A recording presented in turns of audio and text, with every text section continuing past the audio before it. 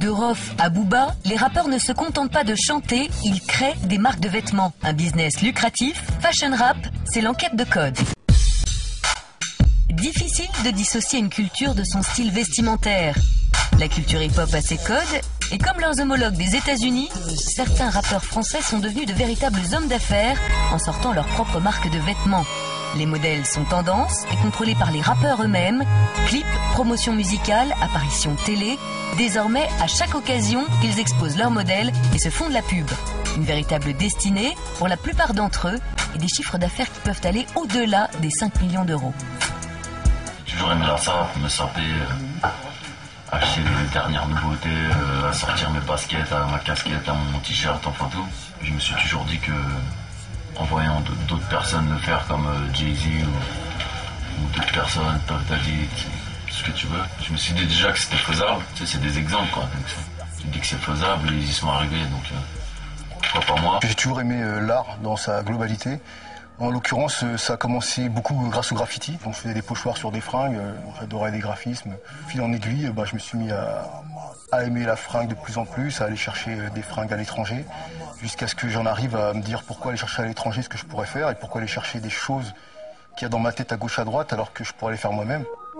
Pas toujours évident pour un rappeur sans formation de devenir chef d'entreprise. Julie Séphil est un des premiers à avoir sorti sa propre marque de vêtements en France. Si t'as pas appris à l'école ce qu'il fallait, ça a un prix.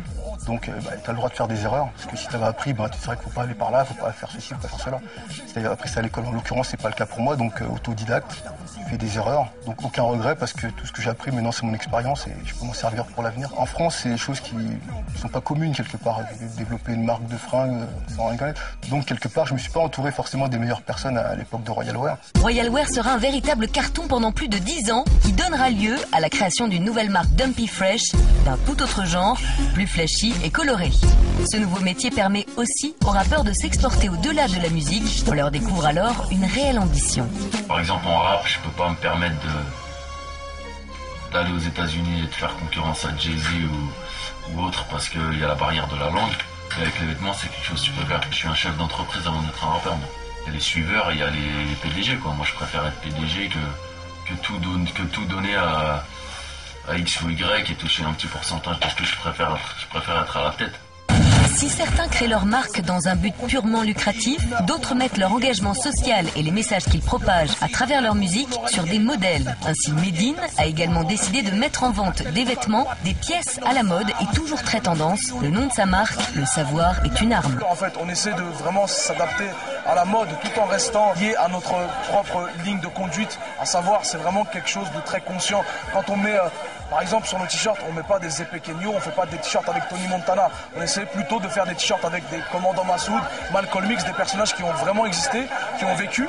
Et bien sûr, au niveau de la coupe, au niveau des couleurs, c'est vraiment dans la tendance. On essaie de s'adapter à ce que les gens aiment et toujours avec ce message conscient qui vient s'inscrire sur les slogans, dans le concept du vêtement. Avant que ce soit une affaire commerciale que l'on retrouve dans des magasins, dans des shops, c'est d'abord à la base une histoire de famille, une histoire d'équipe, de jeunes qui se sont organisés, qui se sont structurés pour se sortir d'un milieu de vie difficile. Même Rimka du 113 s'apprête à sortir sa marque de vêtements, Maghreb United. Entre nous, on peut s'entraider et on a surtout, on peut créer notre économie à nous. Je parle des gens du rap et les gens qui écoutent cette musique. Moi, j'ai créé cette marque-là pour déjà qu'ils aient une marque dans laquelle ils peuvent se retrouver et se reconnaître. Et par la suite, si on arrive à tirer des bénéfices de tout ça, on va créer d'autres choses. Dans les boutiques des rappeurs, on croise une clientèle très variée.